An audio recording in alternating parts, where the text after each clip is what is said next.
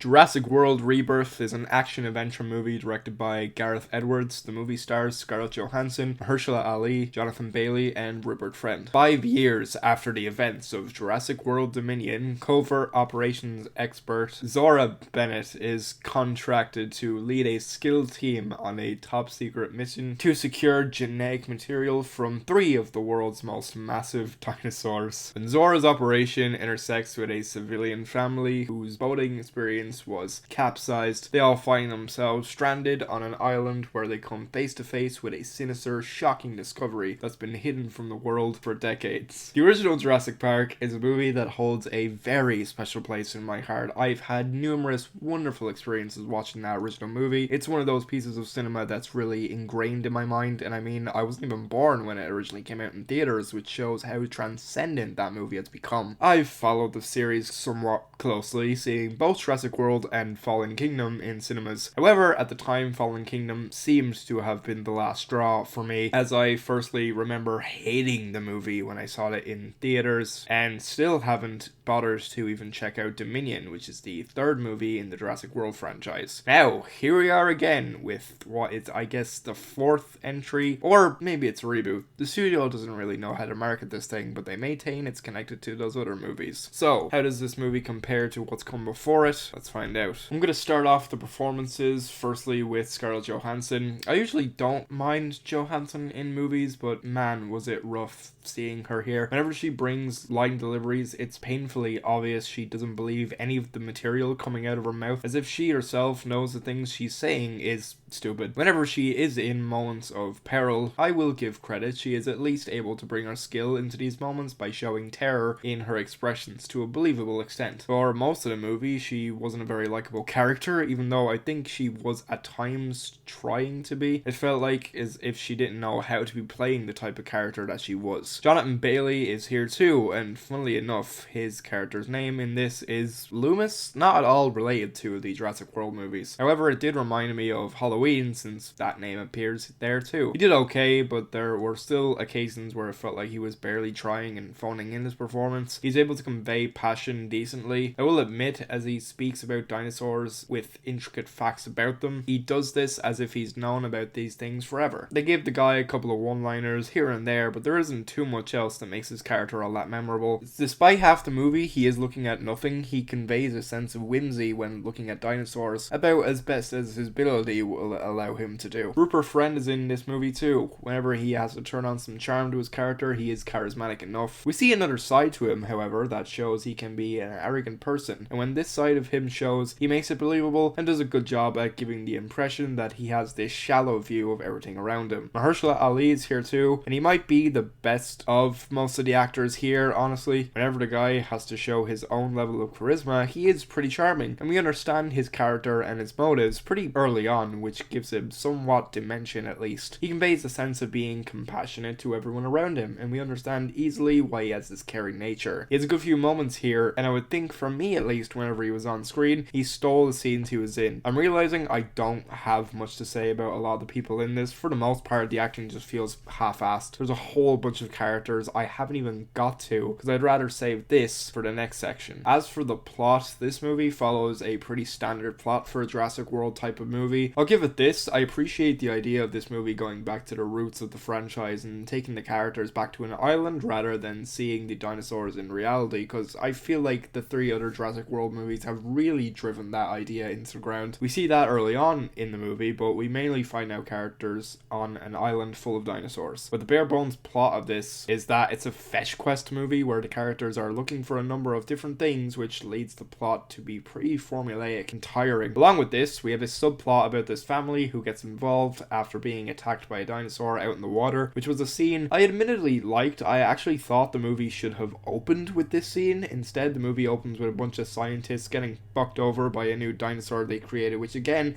has been similarly done before. Once we get on the island, we split these two groups up, so we're constantly cutting back and forth between the two plots. And honestly, I just think this family could have been written out of this thing, as they hold no genuine impact over the overall movie. You could cut them out and nothing would change. My money is on the idea that they're only here to add more tense moments, because I swear, every time they get into moments of trouble, they put this young kid at the center of it, and it's a big corporation franchise movie. They're obviously not going to kill a kid. You know they're not going to kill a kid. So all of the tension is taken away. In fact, I would say there's barely any tense scenes for how predictable this movie is, because we're introduced to some other characters in this movie who are a part of ScarJo's team, and they're not in the trailers, and they don't get their own little character introductions in the first act, so you immediately know they're gonna get killed off. Apart from the main plot, there's moments in this movie that are solely just there to be references to other movies, especially the original, as we're greeted with shots that are meant to replicate moments from the original to truly tickle that nostalgia boner. The whole time watching it, it just felt pointless, like they had no sense in where to take this story. The filmmakers decided to play it safe, which for a Gareth Edwards movie, I'm shocked to see. The man has made movies that can belong in franchises, sure, but what always drew me to his films were that they would always be kind of bleaker than other entries. There's clearly major studio interference here, and that's very obvious from the aggravating abundance of product placement in this movie. I lost count at how much there was. There's a point in this movie where the characters were treated as villains that conveniently had a gas station, which is the perfect opportunity to add more product placement in the background of this store. Like Jurassic World fashion, this movie's big pull is that they've added a brand new dinosaur. The design, while it is in part cool, and apparently was even inspired by the xenomorph design among some other things, it just made me roll my eyes, because at this point it looks less like a dinosaur and more like just a creature. I'll give Edwards this, it was a good excuse to add his usual scale that he's known for in movies like his version of Godzilla. Another aspect of this movie that really bothered me was whenever the dinosaurs are approaching people, instead of people running away immediately, they'll always linger and look at these dinosaurs every single time. There's 2 occasions where the young girl does it, and I know she's a kid, but oh my god, get out of the way. It's solely just there to pad the runtime, but realistically, it makes no sense. It's funny, really. There's a moment near the start of this movie where Jonathan Bailey's character says, "People are tired of these things," referring to the dinosaurs, which I think is the perfect summary of where this franchise has headed. For the most part, this movie is shot pretty well. There isn't a crazy amount of stylist shots going on here. It's all very standard stuff. Some of the more interesting stuff comes through the assistance of lighting. There's this really nice shot of a sunrise or sunset, I can't remember which, and the backlighting here creates a somewhat silhouette effect as the car drives by. It was nice to look at. During the third act conflict, there's the use of a flare gun, which presents some really nice looking red lighting that gives a nice effect on the dinosaur. Despite some of these additions, it's all really standard stuff. Everything is in focus, at least, and there is a lot of decently pulled off pull focuses. It's definitely a more colourful movie than most things coming out nowadays. The colours are really dialed up here, especially when there's uses of reds, greens and yellows. They were vibrant and appealing. John Matheson was the director of photography on this movie, and he's worked on films like Gladiator and Logan.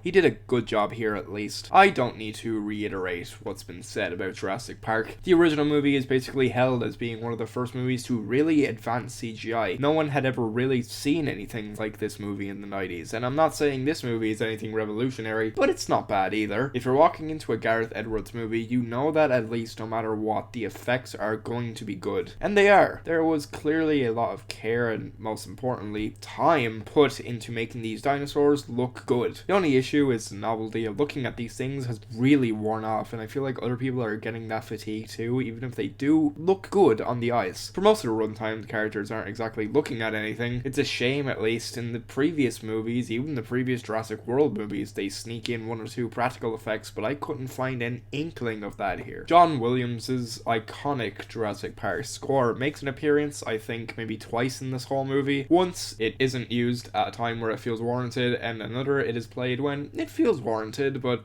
honestly, the only thing that provoked a emotion was simply because I got to hear that great score in a movie theater. The rest of the score was composed by Alexandre Desplat, which was wild to find out since this guy has previously done music for Wes Anderson movies like Fantastic Mr. Fox and The Grand Budapest Hotel. Whenever his own score comes into it, it isn't anything too memorable. There's occasions where there's a slowed down piano version of the original Jurassic Park song, which pops up every now and then. Most of the rest of the movie is filled with a lot of string instrumentation, and granted they fit most of the scenes that they were in, at least. While I've expressed none of the dinosaurs are used practically, I will give Edwards credit. He chose to do do much more of the other aspects of this movie practically. The movie was shot on film, it was shot on location in Thailand, and you can really tell from a lot of the locations. The landscapes are really nice to look at when the characters are transversing the landscapes or being in water. For the most part, it's actually done for real. I will always respect any movie coming out nowadays that shows signs of doing things outside of a blue or green screen, so it's great to see that here. Despite some of the few praises I give this movie, I didn't like it all that much. It's a shame because I've enjoyed Edwards' other movies in the past, and he was clearly passionate about this project and some of the things he was able to achieve on this project along with that. It's just disappointing to see time and time again how safe they always play these movies to be. It would be interesting if some filmmaker wasn't so caught up in the studio's wishes and made a Jurassic Park movie that was more close to the novel, even more close than that original movie, because fans of that book will tell you Spielberg also technically neutered the themes and content of that book too. But unfortunately, we're stuck with the same sterile adventure style movie where the characters lack depth and instead are just walking stereotypes of the type of characters we've seen in this franchise before. I'm giving Jurassic World Rebirth 2 stars. The acting is as mediocre as it can be. The story is incredibly contrived, leaving behind a bloated and even to an extent a boring mess, which just ends up feeling completely soulless, which unfortunately is what this franchise has been watered down to at this stage. There's no wonder or even a sense of terror to be found here anymore. I really think it's time for Universal to pack up this franchise. There's absolutely nothing left to milk out of it. The movie is currently in theaters, so even though it wasn't for me, if you're a fan of the Jurassic Park franchise and you're curious still on where they've taken things, I would say check it out in your local cinema on the big screen.